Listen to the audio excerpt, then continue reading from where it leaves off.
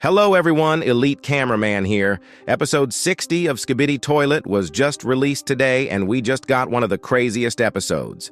Today I'll talk about the internal conflict between the Skibidi toilets, what happened between the UFO Skibidi and G-Man toilet, how did the scientist Skibidi become a Titan-sized toilet, and why does he have Cinema Man's armor, how can TV Man watch POVs of the cameramen, and a lot more.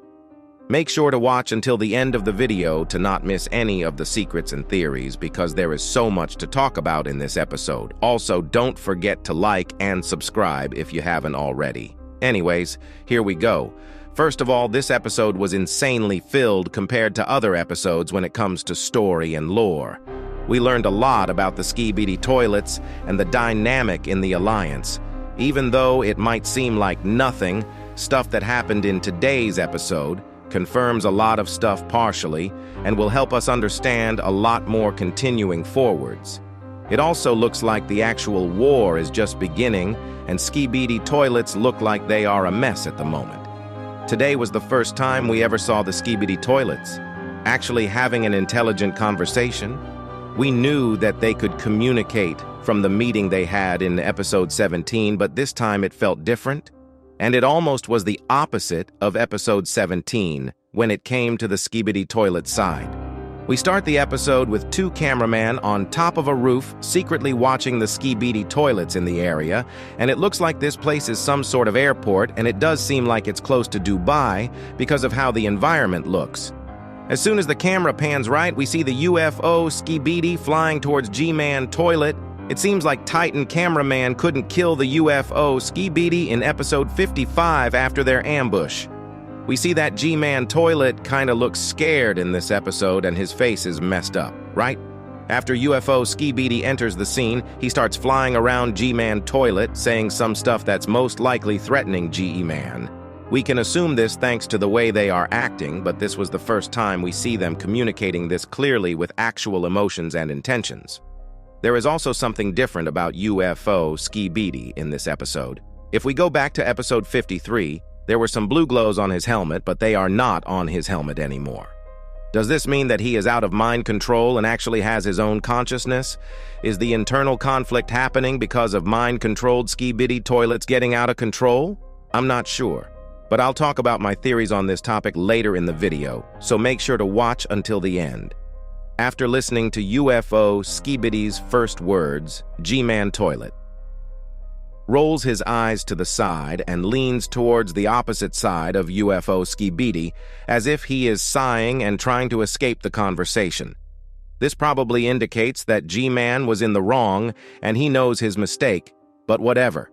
The UFO Skibidi toilet said to G-Man toilet's ear right after this moment it made him kinda sad and scared for a second. This is the first time we are seeing G-Man like this. It was almost as if he messed up so bad that they were going to kill him and he knew it. And they try this a little later, but we'll get to that. Right after this, the UFO Skibidi says one more thing, and with that, G-Man toilet goes actually mad and starts charging up his lasers and starts showing killing intent. Right at this moment, a flying Skibidi toilet with weird tools comes in, putting a weird device on G-Man toilet's head, limiting his movements, and the flying Skibidi gets ready to drill an actual on G-Man toilet's head.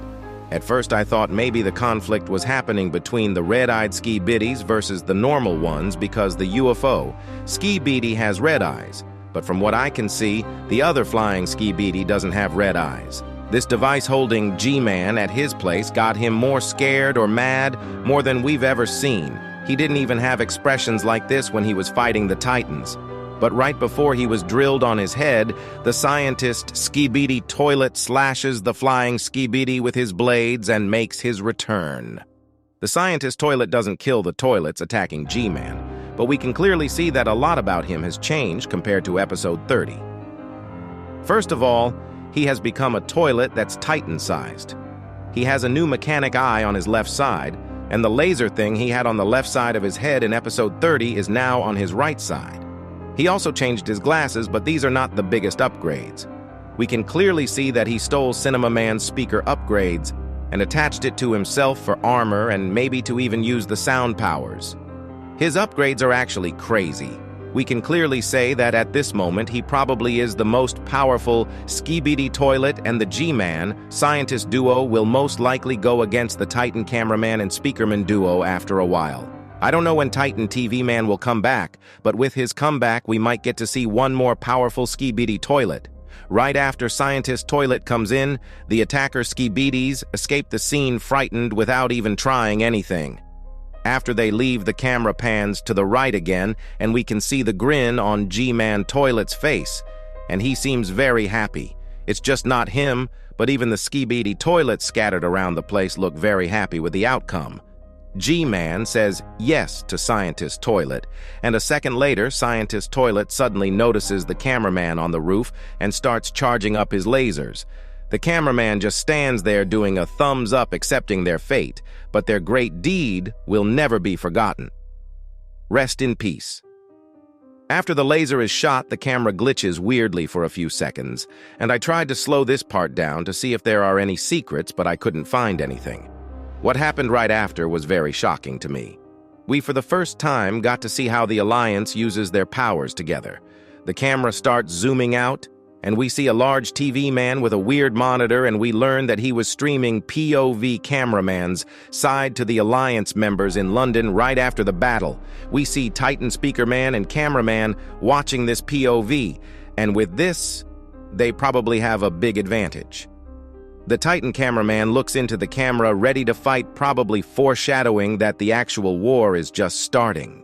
People were speculating on how the TV man came for help right at the exact moment all the time, and we finally got our answer. From what it looks like, they can connect their TVs to any cameraman POV and see what's happening. They might have some TV man stationed at their bases just to go over all the cameraman to see what's happening and rush to battle whenever it's needed. Just like how TV Woman appeared out of nowhere in episode 54. It seems like this has been in use for a while, but we just got to see it in action. This really does change a lot about how the dynamics are in the Alliance.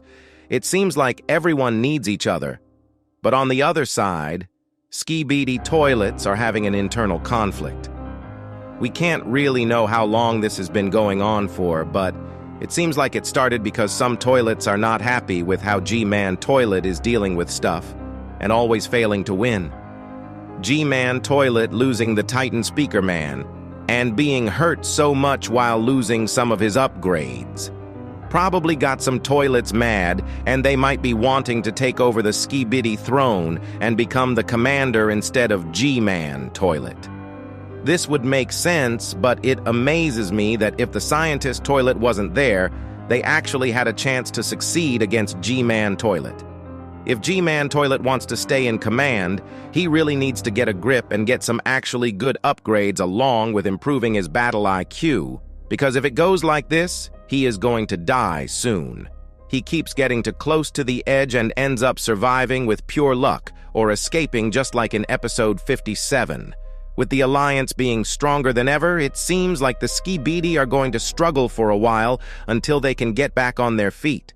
This is just a guess, but the conflict might be actually happening between toilets that have escaped mind control, because we've been guessing for a while that some toilets seemed like they were being controlled, and in this episode, both toilets that attacked G-Man Toilet had helmets that seemed like mind controllers, but they didn't have the usual stuttery heads and weird movements that those toilets had. Also, the UFO toilet seemed like he couldn't talk before, and in today's episode, he was able to speak normally without any limitations.